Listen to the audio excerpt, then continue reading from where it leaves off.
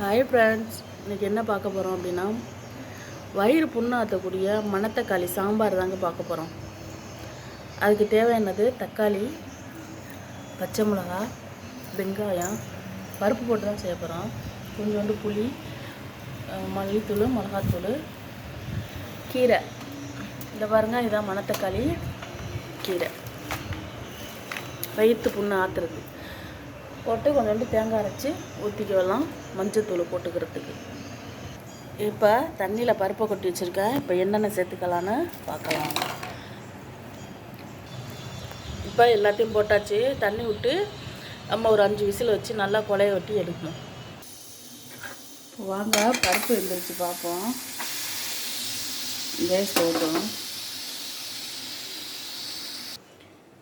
பருப்பு வெந்துருச்சு.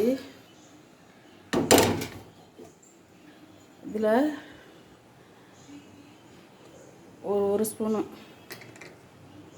மல்லித்தூள், ஒரு அரை ஸ்பூன் உரப்பு இல்லாமல் மிளகாத்தூள், அவ்வளோதான் குழம்பு.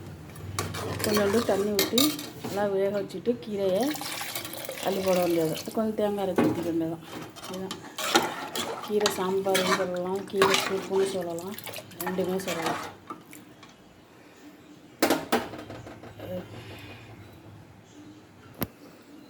இதில் அரைச்சி ஊற்றுறதுக்கு, சாம்பாரில் அரைச்சி ஊற்றுறதுக்கு ஒரு அரை ஸ்பூனு சோம்பு, அரை ஸ்பூனு ஜீரகம் போட்டு அரைச்சி போட்டுக்க வேண்டியதான். தேங்காய் அரைச்சி ஊற்றிக்க வேண்டியதான். இதில் ஒரு அரை உப்பை போட்டுக்க வேண்டியதான். ஆமாம், இது தாங்காது. தேங்காய் ஊற்றிக்க வேண்டியதான்.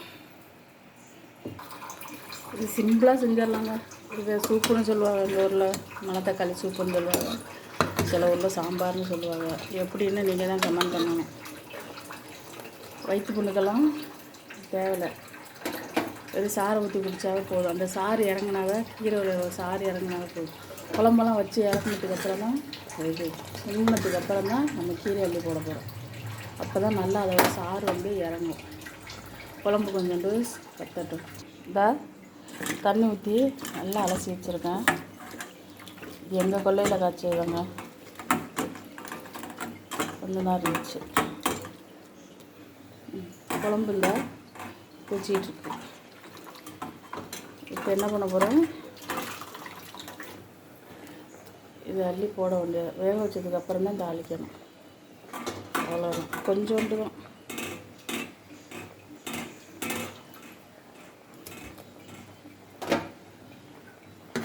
நல்லா சோத்தை குலைவாக வடித்து இதை நல்லா போட்டு கரைச்சி நல்லா சாப்பிட்லாம்.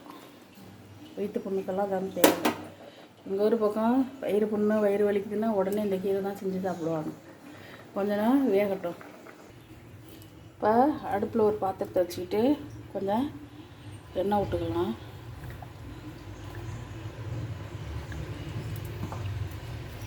எண்ணெய் காஞ்சதுக்கப்புறம்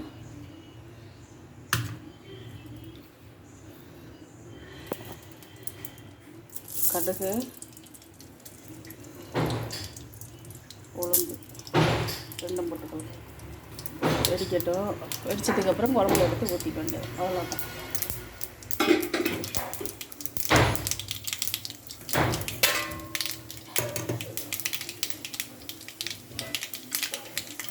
இந்த குழம்பு கொதிச்சிருச்சு.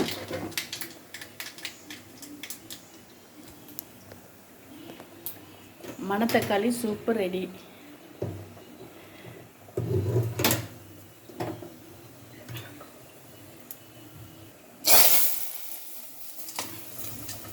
அவ்வளோதாங்க, மணத்தக்காளி சூப்பு ரெடி ஆயிடுச்சுங்க. இது வயிற்று புண்ணு இருக்கிறவங்க நல்லா குலைவா சோறு வடித்து அதில் போட்டு பிசைஞ்சு சாப்பிட்லாம். இல்லாட்டி அப்படியே சூப்பாக ஊற்றி குடிக்கலாம். கொஞ்சம் திக்காக கொஞ்சம் மல்லித்தூள், மிளகாத்தூள் நிறையா போட்டால் அது சாம்பார். இது சூப்புன்னு சொல்லலாம், சாம்பார் சொல்லிக்கலாம். நல்லா இருக்கா? பிடிச்சிருந்தா லைக் பண்ணுங்கள், ஷேர் பண்ணுங்கள், கமெண்ட் பண்ணுங்கள், சப்ஸ்கிரைப் பண்ணிக்கோங்க. வாங்க சாப்பிட்லாம்.